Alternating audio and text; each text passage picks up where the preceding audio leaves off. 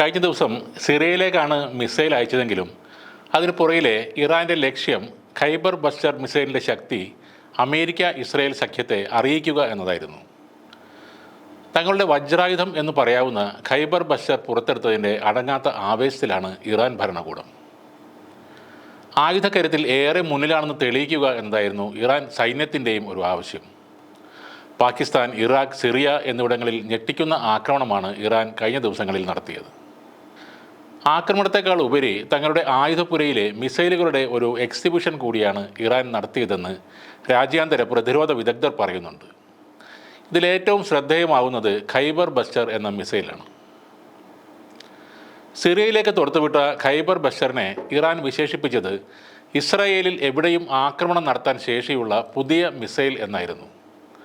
അതായത് അയച്ചത് സിറിയയിലേക്കാണ്, പക്ഷേ തങ്ങളുടെ ഉന്നം അത് ഇസ്രായേൽ തന്നെയാണെന്ന് വ്യക്തമാക്കുകയാണ് ഇറാൻ ചെയ്തത്. ഇസ്രായേലിൻ്റെ അയൺ ഡോമിനെയും മറികടക്കാൻ കരുത്തുള്ളതാണ് ഈ ഖൈബർ ബസ്റ്റർ എന്നതിൽ ഇറാൻ സേന അഭിമാനം കൊള്ളുന്നുണ്ട്. സിറിയയിലെ ഇദ്ലിബിലേക്കാണ് ദീർഘദൂര ബാലിസ്റ്റിക് മിസൈലായ ഖൈബർ ബസ്റ്റർ പ്രയോഗിച്ചത്. 2022 ഈ മിസൈൽ ആദ്യമായി അവർ പുറത്തിറക്കിയത്. ഇസ്രയേലിൽ എവിടെയും ആക്രമണം നടത്താൻ ശേഷിയുള്ള പുതിയ മിസൈൽ എന്നായിരുന്നു ഇതിൻ്റെ വിശേഷണം. ഖൈബർ ബസ്റ്റർ എന്നു പേരിട്ടിരിക്കുന്ന മിസൈലിന് ഇറാൻ്റെ സമീപത്തുള്ള അമേരിക്കൻ ബേസുകളിലും ആക്രമണം നടത്താനുള്ള കഴിവുണ്ടെന്നായിരുന്നു വാദം. 1400 കിലോമീറ്ററോളം റേഞ്ചുള്ളതാണ് ഈ മിസൈൽ. അപാരമായ കൃത്യതയുള്ള മിസൈലിന് ഏതു മിസൈൽ പ്രതിരോധ സംവിധാനങ്ങളെയും മറികടക്കാനുള്ള ശേഷിയുമുണ്ട്. പൂർണ്ണമായും തദ്ദേശീയമായാണ് ഈ മിസൈൽ ഇറാൻ നിർമ്മിച്ചെടുത്തത്. ഈ മേഖലയിൽ ഏറ്റവും കൂടുതൽ മിസൈലുകളുള്ള രാജ്യം ഇറാനാണ്. 20 തരം ബാലിസ്റ്റിക് മിസൈലുകളും മറ്റ് അനവധി ക്രൂസ് മിസൈലുകളും ഇതിൽ ഉൾപ്പെടുന്നു. 780 കിലോമീറ്റർ റേഞ്ചുള്ള ഖയാം, 1760 കിലോമീറ്റർ റേഞ്ചുള്ള ഗദർ 1 എന്നിവയൊക്കെ ഇറാൻ്റെ ദീർഘദൂര റേഞ്ച് മിസൈലുകളാണ്.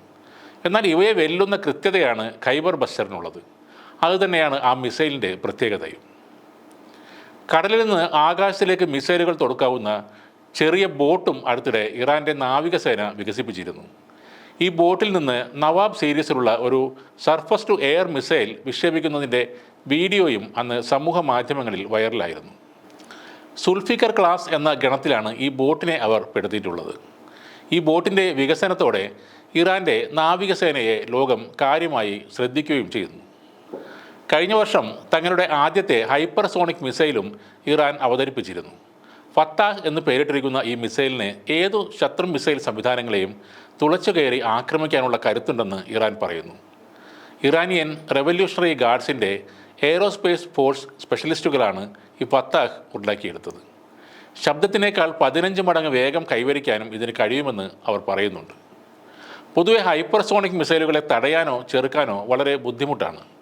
ഇതിനു പുറമെ ഫത്താഹിൽ അധികമായുള്ള രഹസ്യ ചലന സംവിധാനങ്ങൾ ഈ മിസൈലിനെ കൂടുതൽ അപകടകാരിയാക്കുന്നു. ലോകത്തെ പല പ്രമുഖ വ്യോമ പ്രതിരോധ സംവിധാനങ്ങളെയും ചെറുക്കാൻ ഫത്താഹിന് കഴിയും.